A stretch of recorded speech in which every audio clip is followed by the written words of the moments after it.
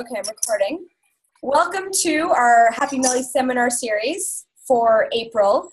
And super excited, Bob, I'm a huge fan. And I don't know if you know, my mom's also here, just to single her out. She's a huge fan too. We're all massive fans of yours.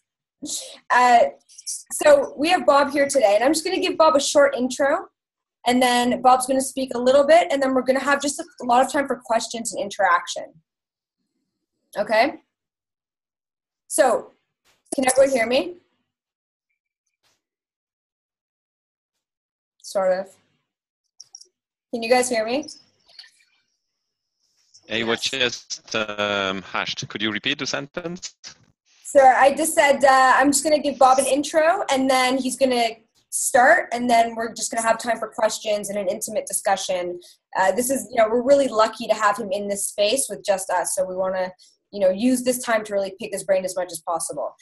So Bob's intro is he's the author of a number of books on sales, marketing, and influence, with total book sales of well over 1 million copies. His book, The Go-Giver, has sold over 500,000 copies and been translated into 21 languages. And so I think a question that is posed is, can a subtle shift in focus really make that big of a difference in your business and your income?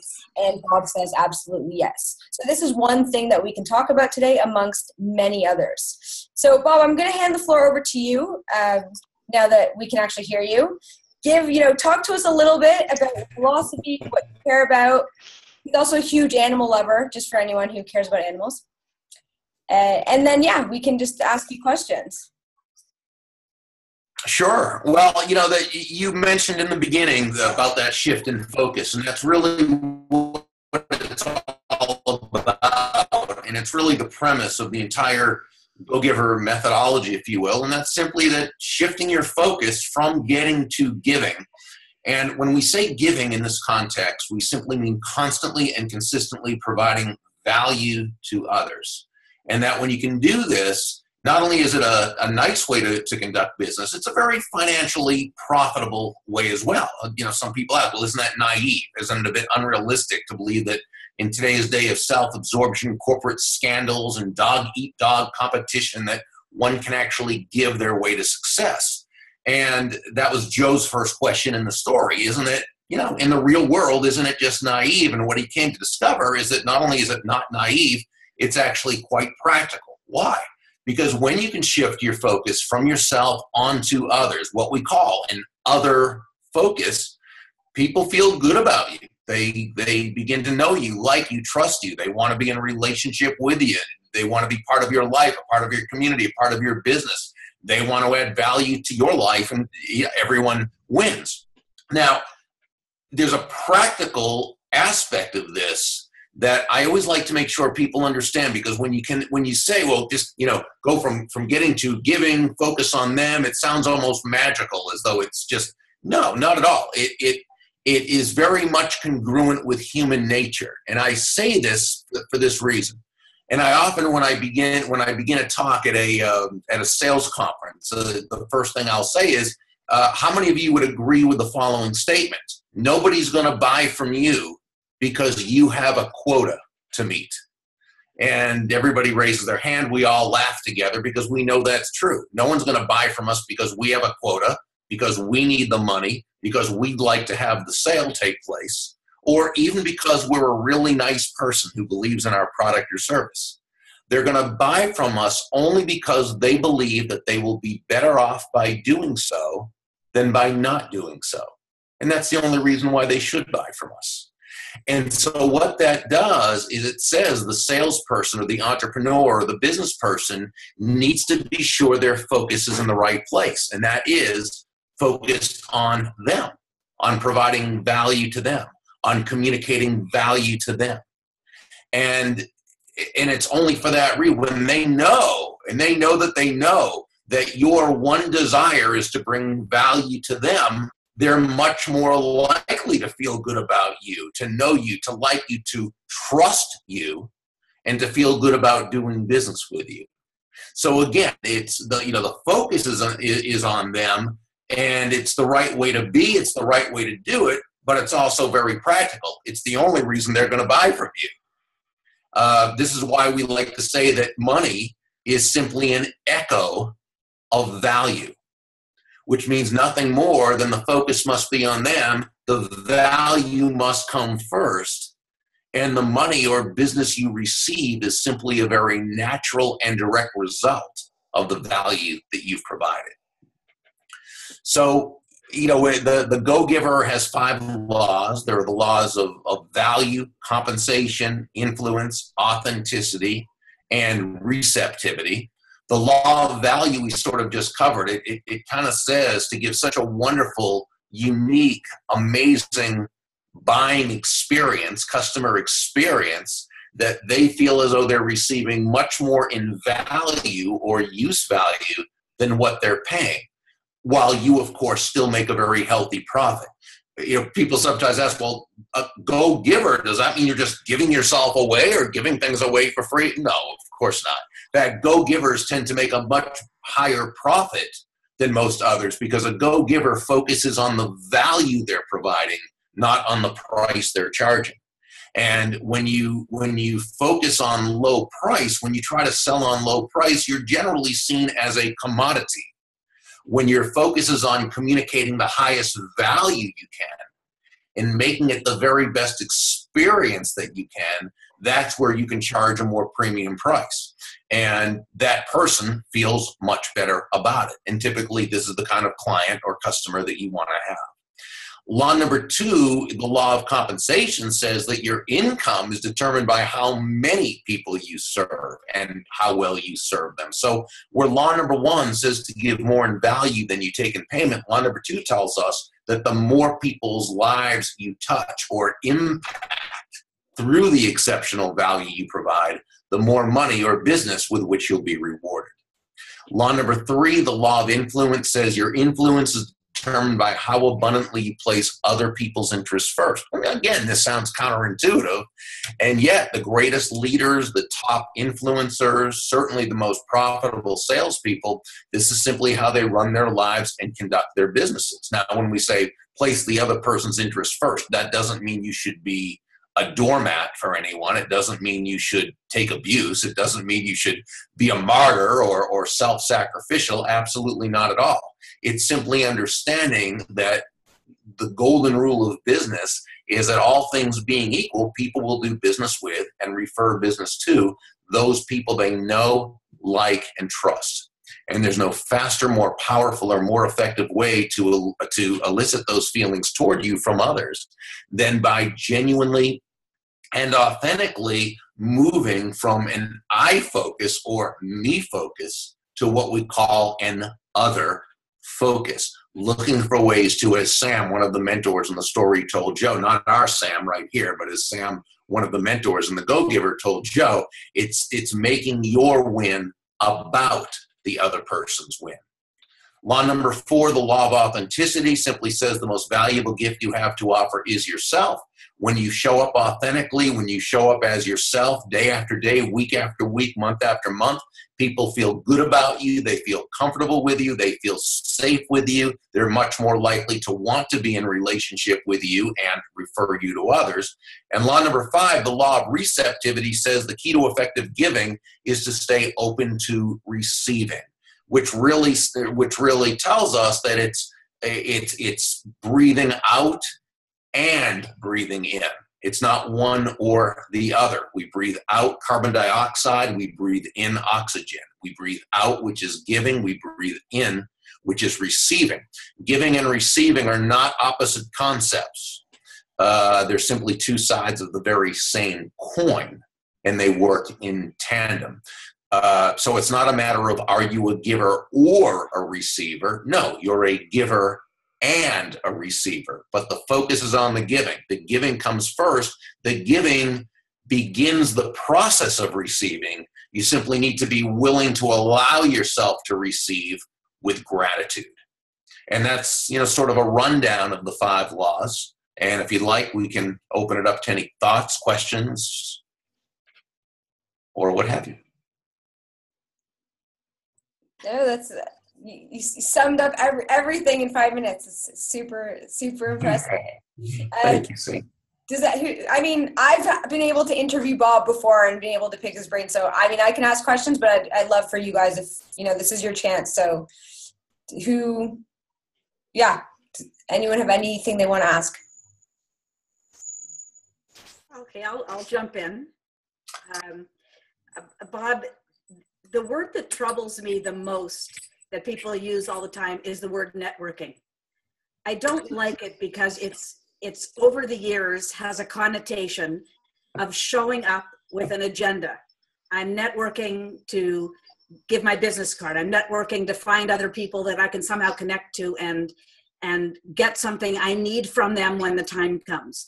So whenever I'm out and I speak in the work that I do, I always talk about the word networking and replace it with building relationships with people, which is exactly what you've described in your, I think it comes down, I think your 5 points to me, they scream so loudly to me and I love them so much. Because to me, it's all about building relationships. So I wondered about your thoughts on the actual word networking in today's world that has this bit of a negative connotation that rubs me the wrong way. Well, you bring up a great point. And the fact is that we know words are things. They have meanings and definitions. As human beings, we all see the world from our unique vantage point, right? Our own individual belief systems, our subjective truths, how we see a thing as being. And what happens is definitions that people use to describe a word or the actions or attitudes with them kind of create new definitions. So when you say network, a lot of people feel the same way because it's not that they don't like what networking actually is, it's what they think it is. It's like when people say, well, I don't like selling or I don't like sales. I would say it's not that they don't like sales. They don't like what they think selling is. Because many people would define selling as trying to convince someone to buy something they don't want or need. Well, if that was what selling is, I'd hate selling too. So would any of you, because we want to feel like we're making a contribution, not doing something wrong. So I define selling as simply discovering what the other person wants, needs, or desires and helping them to get it. Now, with that definition of selling, you can say, okay, I like selling. So let's take networking. If you look at networking as that, and it conjures up the image of the fast-walking, slick-talking sales guy, right, who kind of gives out business cards to everybody and glad hands and backhands and shakes hands and slaps hands and says, hey, give me a call, cut you a deal, or you or somebody needs a witch moozy, feel free to call anytime, any day, any way, any place, anyhow. That's a U.S. thing maybe, so I don't know if that really translates. But that's kind of like what they think, right? Networking, right? No, of course, that would be very uncomfortable. So let me give you my definition of networking, which you sort of already said. You included in your definition. So here's how I define networking. Networking is the cultivating of mutually beneficial give and receive, give and take or give and receive, win-win relationships. The key is focusing on the other person, on their wants, on their needs, on their desires. And when we do this correctly, what we've done is we've created the context for that relationship to begin and take root. So that's how I see networking. So the way I define networking, I think it's a good thing. But again, if someone defines it as just handing out a bunch of business cards and trying to hit people up for business with your elevator pitch and all that stuff, yeah, I can understand where that word would bother them. So, I've been trying to kind of define and then redefine the word for a long time because I'm a big proponent of it, but I'm a proponent of it according to my definition, not a counterproductive definition. Does that make sense? Absolutely. Absolutely. That's great. I think if you can redefine it in other people's minds, you can redefine it in your own mind first. So no, that's great. Thank you. Oh, thank you. Who else? Anyone? Yeah. Marianne? I'm a big fan of authenticity. Yeah. Are you still talking, Stan? No, I think you're up. Okay. I'm a big fan of authenticity since I actually started to understand the meaning of the word. It has a lot to do with integrity, I think, and with values. Could you elaborate on your view of authenticity and how it shows in the go-giver mindset, if you like?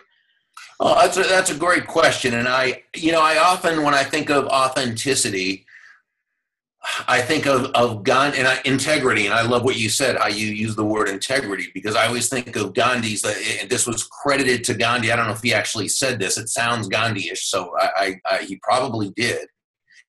And that's where he said, integrity is when everything you think and everything you feel and everything you say and everything you do are in alignment. That would be authentic. I think people confuse authenticity sometimes today. I think they think that authenticity means that any crazy thought that comes to your mind, you have to share with someone or tell someone, or that you swear, or that you do things that, or I'm not sure why they confuse it as that. I'm not sure that, for example, let's say that you are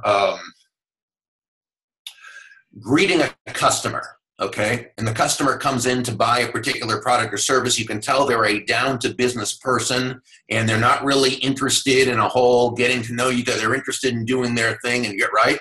And you have a bad back. Your back is in pain.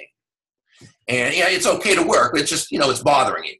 And you say to this person, oh, welcome. And they say, oh, hi, how are you? And and my feeling is, if you're authentic, you say, fine, thank you for coming in, and you help. But some people would say, no, if I'm authentic, I've got to say, oh, my back is hurting and I couldn't sleep last night, and you've got to share everything about you and your world in order to be authentic. I don't believe that's true.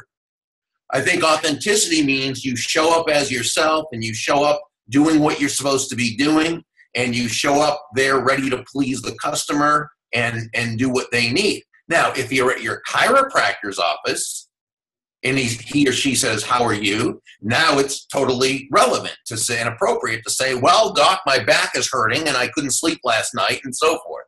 So, I think authenticity means you show up as your true self. You show up as your real self. I think authenticity means we understand our strengths and we understand our weaknesses. And we know that some weaknesses, it's okay to kind of ignore.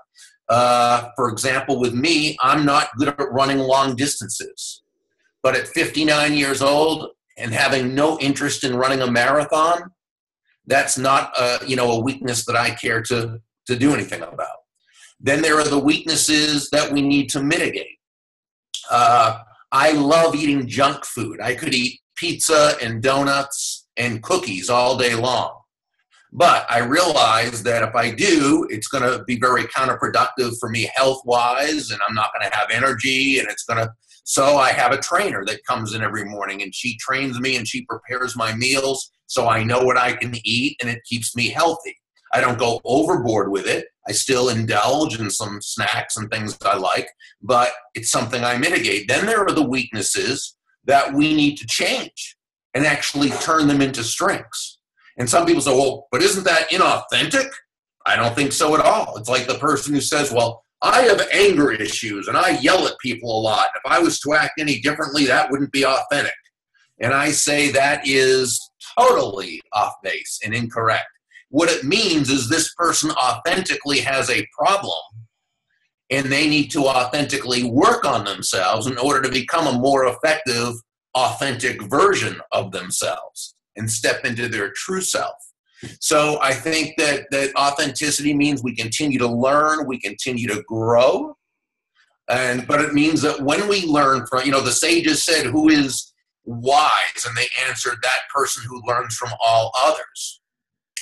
A key thought, though, is that when we're studying others or we're learning from others, and this could be a mentor, it could be a supervisor who we respect, it could be a business leader, it could be a number of people, that we make sure that while we adapt their wisdom, we don't adopt their personality.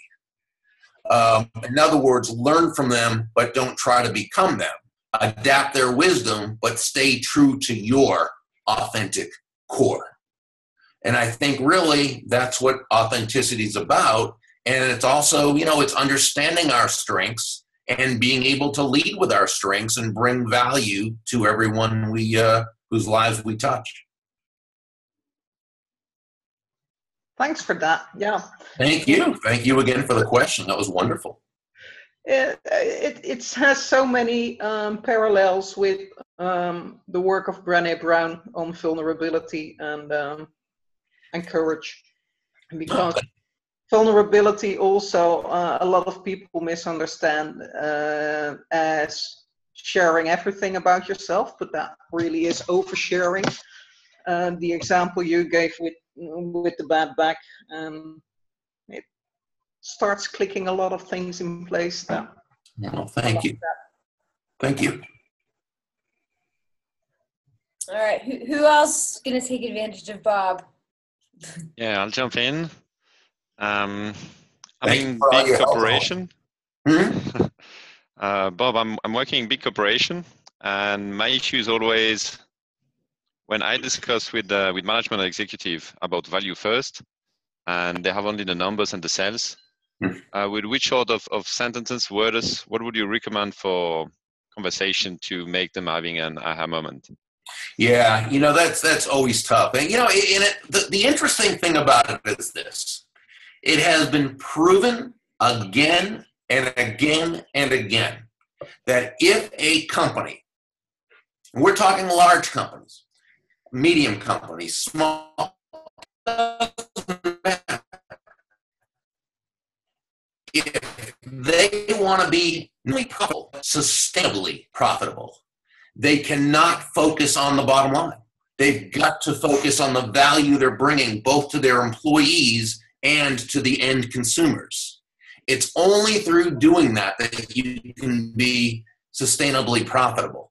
Certainly an egregious example was United Airlines, which, that happened last week. That's only the latest example, and again, a very egregious example of companies who put themselves in the bottom line first instead of understanding that they're there to serve their customers.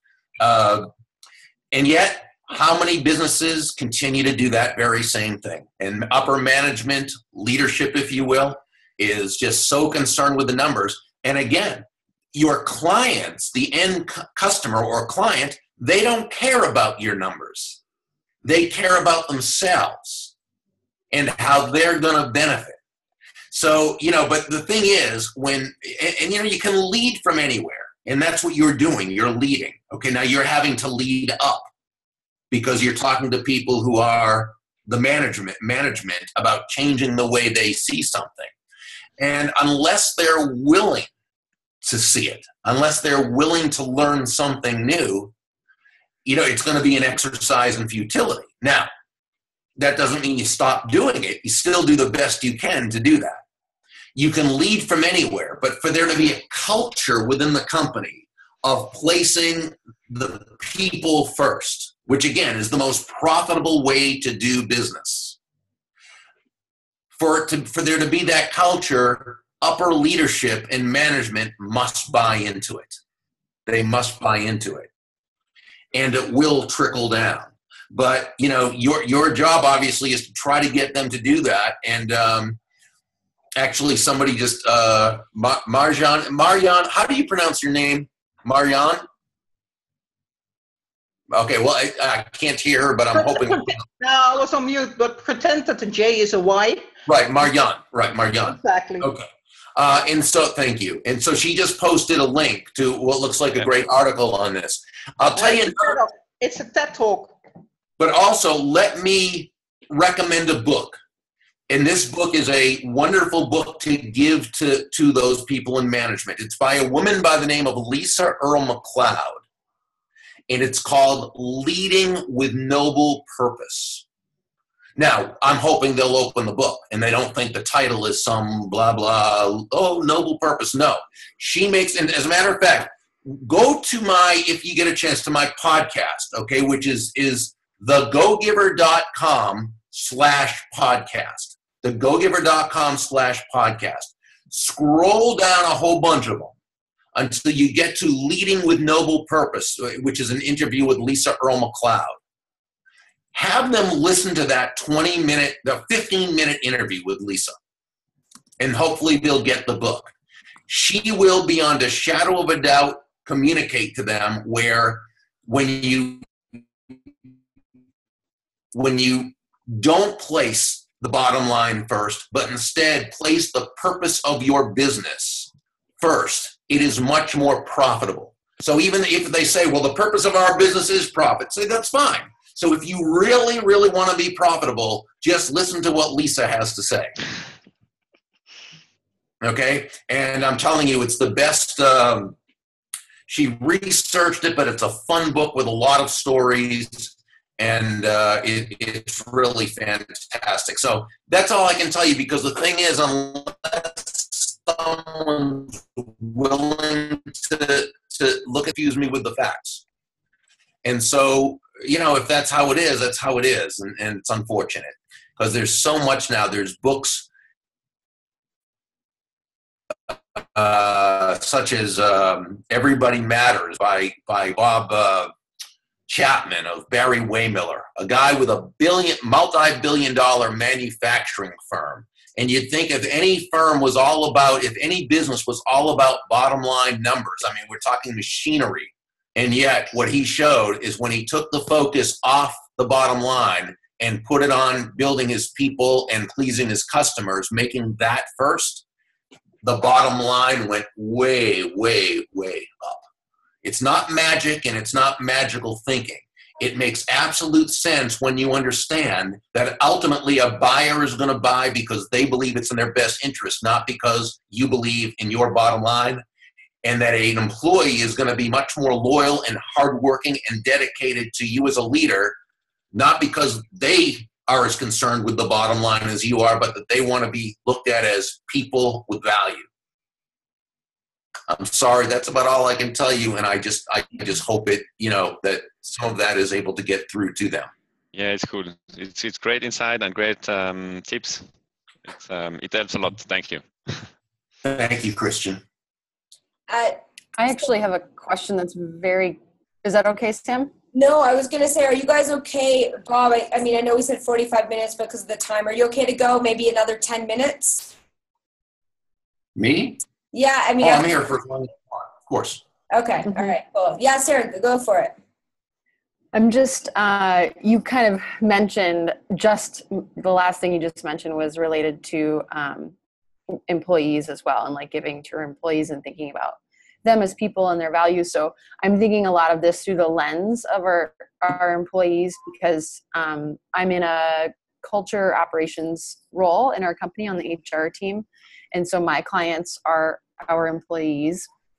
Right. And I have this like my authentic self is that I have this like really interesting balance of really wanting to be for our employees. So, assume the best and do good things for them, and make sure we're doing the basics well and kind of checking in on them with those sorts of things. But the other pieces that come along are like that I help manage are some of the perks we provide. And this is the first place I've been at where there have been so many perks. That wasn't my background before.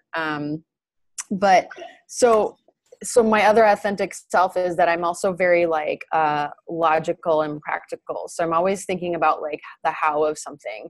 And so when I'm thinking about this in terms of maybe the receiving end, perhaps, of what you were talking about in receiving ideas. So like maybe, that's sort of their giving back is receiving ideas. And so a lot of times my brain automatically starts going and is like, okay, like what's our budget on that? What can we like practically implement that? Is it sustainable? Like I start thinking through the whole list of things, which of course is not what people want to hear. Well, but those are good questions. You need to do that. Being a go-giver doesn't mean you lose money, and it doesn't mean that you do things frivolously. Right. You gotta ask those questions. Sure. So I guess like, I didn't know if you had any advice on like balancing that, where like they also have to learn how to think the big picture as well. Because like you were saying, like they're thinking about their values and what might be good for them. And of course we're thinking about that as well, but this is like a kind of like a community setting.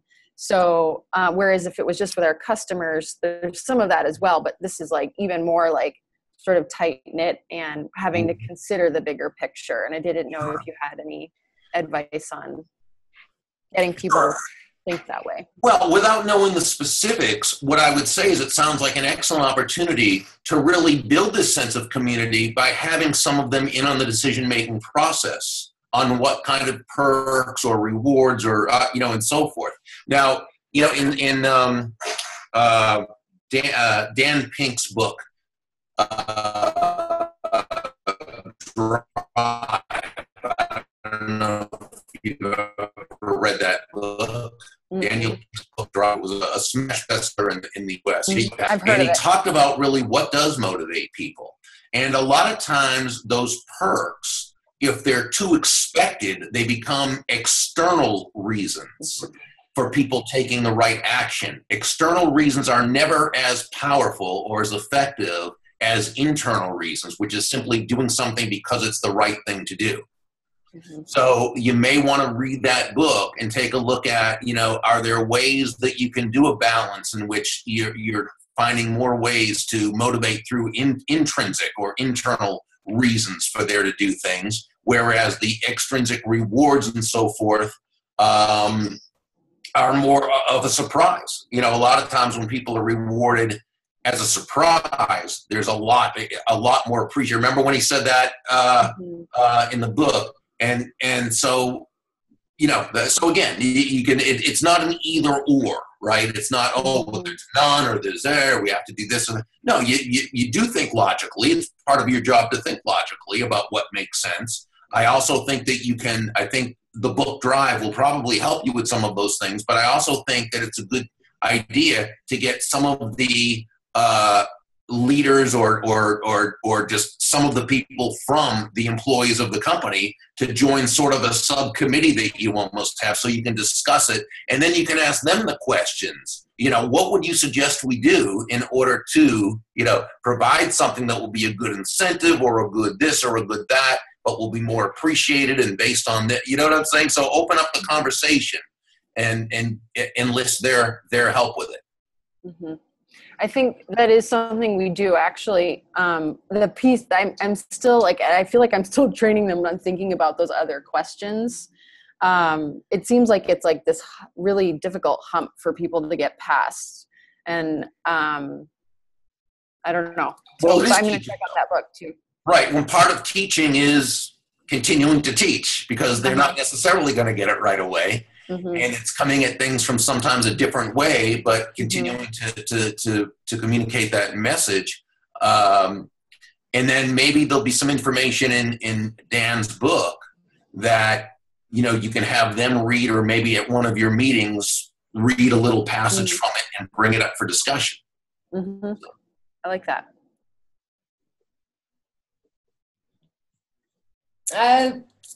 Any one or two more questions? Anyone else? I have a question. The person without the camera. Hi, Kate. Hi. So I'm here from a little bit different angle. My question is more, how do you find, or how do you deal with the energy, because all this servant leadership and what you're talking about here as well, about giving, it takes energy. So even if you're real about it, genuine about it, it's still, when you're not getting anything back, it takes a lot. So something I experienced in my work, what problems I have, what goals we have as a team, as organization. So I'm helping team being more helping them with the tools and the processes so they can manage their work on their own. but then for me, receiving from them would be getting this interest back, and it's not always happening. I don't say this specific team, but I notice this sometimes when you focus so much on giving. How do you deal with the situation when you not always get stuff back? Okay, again, I'm still because I don't. Okay, Marhan, did you want to say something? Well, just a thought, really. Something Kate said. When you're focused so much on giving and you're not receiving back, have you considered that maybe you're giving so much that people think you don't need anything? Yeah, it could be. And maybe you should.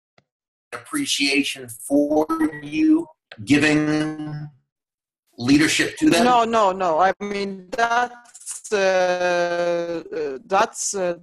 relationship is really good. So that's not that part. Okay. It's more. I think. Okay, and that's, also, I guess Marianne was something on it as well. There to go back to exactly. What can they contribute more to the value? What they could do different to change and so on. But I think it's Marianne was there on something that sure. I guess you have to speak up.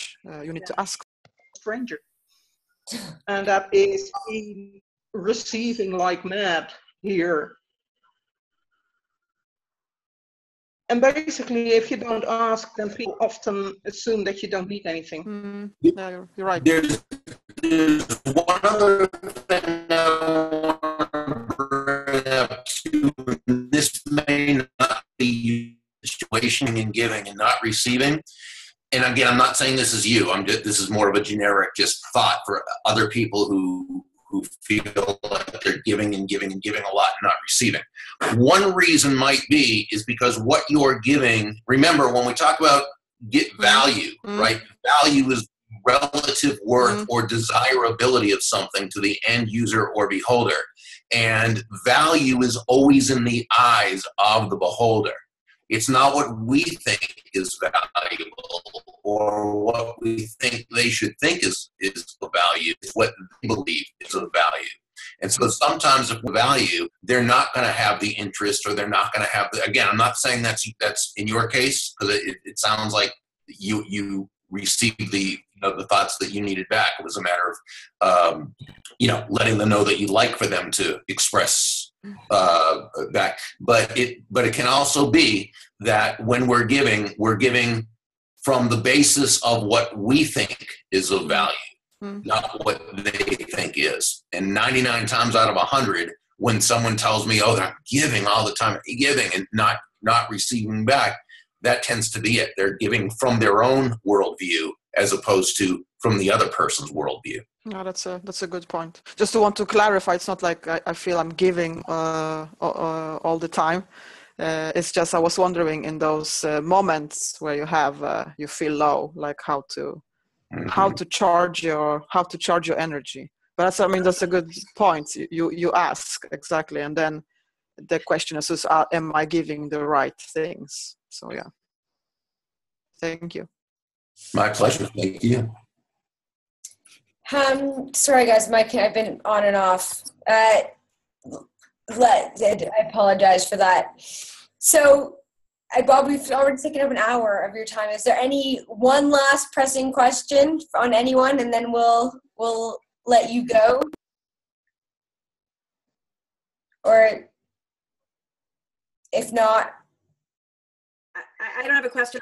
I was just going to make a quick comment, Bob. I recommend your book all the time, but I have to say, in Toronto, your book is in the business section. I think it's a shame that your book about life that is relevant on the broader field and business is just one of the sides. So I would recommend, if it's possible for you, to somehow get your book out there in the main section of the bookstores, so that, because I don't recommend it as a business book. I recommend it to people, to young people, to everybody who wants to get more out of life and more out of themselves. So I wanted you to know that, because I think 500,000 copies is nothing. I'm responsible for a good few dozen of those. I think it would be great if it was somehow out there in the main area of our literature and reading. Thank you. We're still doing our best to promote it and put it into, get it into people's hands, and people like you who have been really ambassadors of the message. It all helps. And so we're not stopping anytime soon. We're going to continue to keep, getting the word out there. So thank you for all you're doing. I appreciate you very much. My pleasure. It's so funny because I have been reading a couple of self-help books, at least books that have been qualified as self-help books, and they so much should be in the business sections. I find it amazing. I didn't know that Bob's book was in the business section, but I love it. I love having a book like that in the business section. Thank you. Thank you. It's very kind. So I think we have all sections covered then, right? Yeah, I think it applies to everything across the board and resonates with people in the ways that they need it to resonate with them. Well, Bob, thank you so much. I know you're a very busy person, and you've given your time to us. It just can't tell you how grateful we are. You know the Happy Melly movement, so we're truly dedicated to this sphere. So I hope, it was worth your time as well, but really thank you so much. Absolutely. It's a pleasure and a joy to be with all of you. Thank you so much for having me. Thank you. Thank you so much. Thank you. Great.